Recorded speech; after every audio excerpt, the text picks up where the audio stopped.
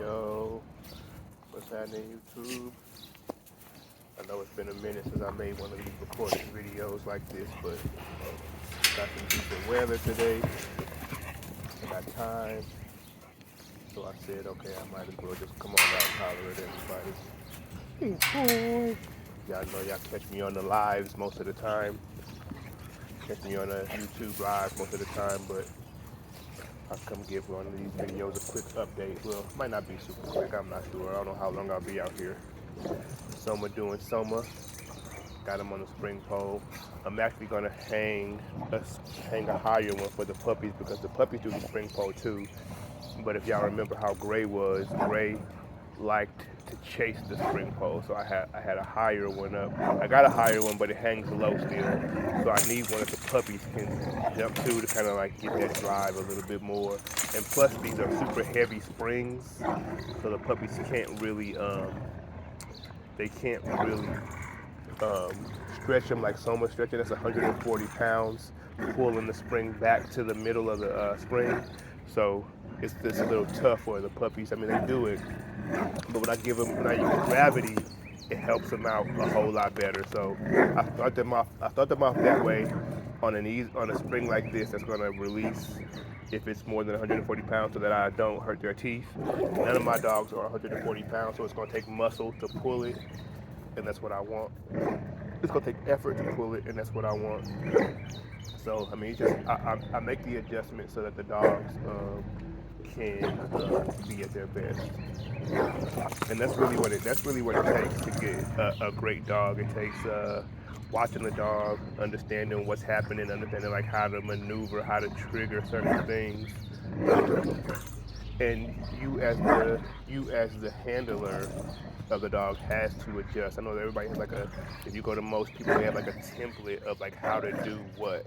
And then you get the dog in front of you and you realize that ain't working. So how do I get this dog from A to B or from A to Z? And you have to adjust too. And that's just one of the things that comes with like having a great dog. You don't get a great dog. That ain't genetics. Greatness ain't genetics. If you saw, I mean, it's part of genetics is part of it, but genetics is a lot smaller of a part of it than time and energy and effort is, as far as people will tell you. People will make you think that genetics is everything. Genetics is a lot, but if you're not going to put in the time and the effort, then you are not going to get a great dog. You might get a dog that looks good, that's conformationally sound, but a dog where you can just enjoy your dog, where you can have all of them out, and they can be put them in hundreds of different scenarios and they excel in them all. That takes time. That takes a lot of time. You know, one of the first things that you're gonna have to do if you want a great dog is you're gonna have to go to a great breeder, and that doesn't mean somebody with just a lot of trophies. That also means somebody who really understands the dogs, who really wants the dogs to go into the right homes, right hands, and then you got to be willing to really put in the time. If you saw John Smith with a great dog, and you think that you're going to breed to John Smith's dogs and have that same great dog, you are fooling yourself. You have to ask John Smith what he did, how much time did he spend, how much did it take to get that dog to that point.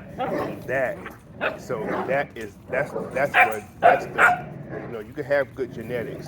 If you do not do what you need to do with them, then they're just a package. They're nothing, and honestly, it will die. Right? The gene pool, the genetics will die if you don't sharpen them. If you don't do what you need to do with them, you got to go to an honest breeder who's going to show you proof of why he breeds the way that he breeds and proof that it's working. Right?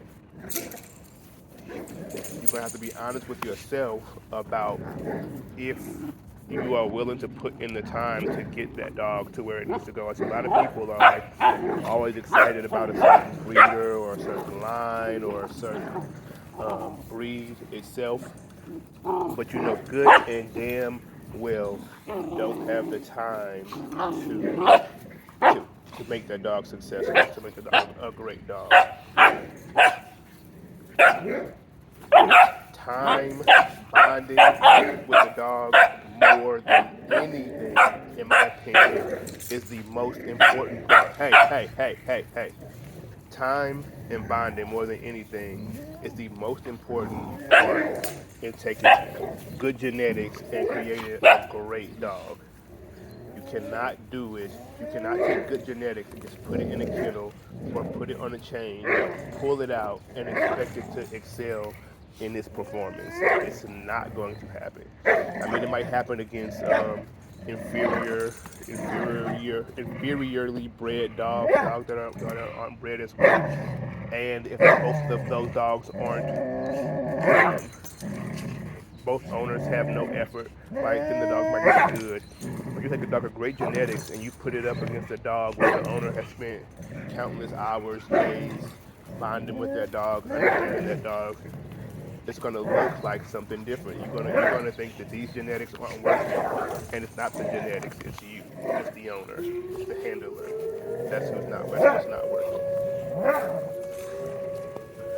Yeah, having a great dog is more so about keeping it real with yourself and, I mean, real effort, real time with the dog. Really trying to understand every dynamic of, of the dog.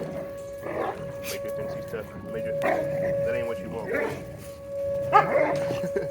Major wouldn't do that with Selma. I don't know why he just did. I mean, I know why he did it with Moon. He's starting to feel himself. And maybe Moon is starting to come in the heat, possibly. But Major always plays. He always plays dominantly. But I'll tell y'all for example of when it comes to understanding your dogs, right? So Major plays dominantly. I got to excuse the tornado warning. We're in the Midwest. Major plays dominantly with all the dogs except for Soma, right? And most of the time Moon. But when it's time to go do bite work, his he comes from a place of dominance and not necessarily confidence, right? If you see him all the time, you say, "Man, that dog is fast." But when you time to do bite work, he isn't what Hubble is. But if you were to see him, you would swear he was the better one because he's barking, he's growling, he's doing everything, and Hubble just kind of waiting for you to give her space, and then she bites. They both bite. They both will grab the sleeve. They both hate strangers. They both, if you saw it, you would think Major is the one. But Major isn't the one. Hubble is the one so far as all of that stuff goes, because Hubble's gonna bite. Hubble's gonna bite immediately, where Major is still kind of not really wanting to engage with the decoy. He'll bite, but it's not like Hubble. Hubble's waiting. She's excited about it. Major's a lot more defensive, like, get away from me, I don't want to be by you. He ain't running or nothing like that.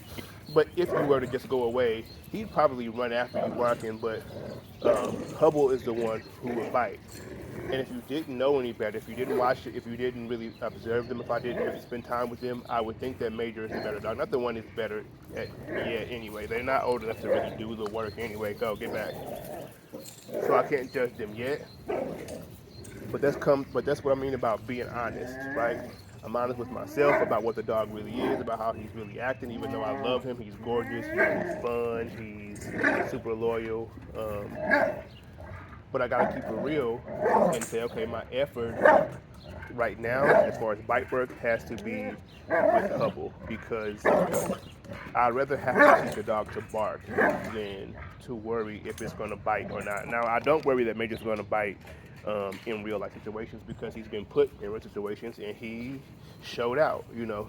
Bite work is something different. Training is not the same as the dog biting in real life. Don't get that confused, because the scenario is way different, right? The energy is different. I'm different. It's all different, so it ain't the same. But again, I just have to keep it real and be honest about what's going on, and that's how you get a great dog. Now, again, Major's still only 6 months old. Actually, they will be 7 months old on the 4th of this month. That might be today. I'm not sure. I don't know what day it is.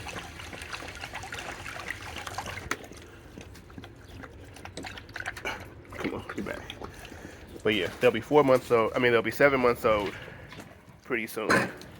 And at least they have a long ways to go before I can really do a judgment. But in the meantime, I know that when it's time to go do bite work, that Hubble is the one that I should be taking right now. And when it's time to do other stuff, then and as Major grows, we'll get him there. Now Major's bigger, stronger, and slightly meaner. So I expect once he gets there, he'll show out too. But again, I want to have great dogs. I don't want to just have decent dogs as just pets or anything. So in order for me to do that, I got to put the right effort into the right places, and um, and then just watch it work. Yeah, Puppy's doing good. Rogue is doing good. As you can see, she thinks she runs the yard now. Her and Moon are friends now, which is awesome. That's the other thing about great dogs. If you have a great female dog will take your yard to places that a great male dog never could. Because because a female dog will play with the puppies in ways that males just typically don't do. There might be some out there sometimes that'll do it, but for the most part, you're not going to see males playing with the puppies the way that mom dogs or female dogs do. And they are all getting to learn so much from Moon, and you should just see the transition from day to day, week to week when Moon teaches them something. It's incredible. It's super dope. But that's the update. Rogue is doing really good. I don't remember how old she is. She's probably 3 months now. Bubba, what's up, Bubba? Bubba's all good. She's killing it. What's up? Good girl. Good girl, Bubba. Good girl. And Major out. Come here, Major. Come on. Come here, Major. Come here, boy. Good boy. Good boy. All right, y'all. That's the update. We'll get with y'all soon.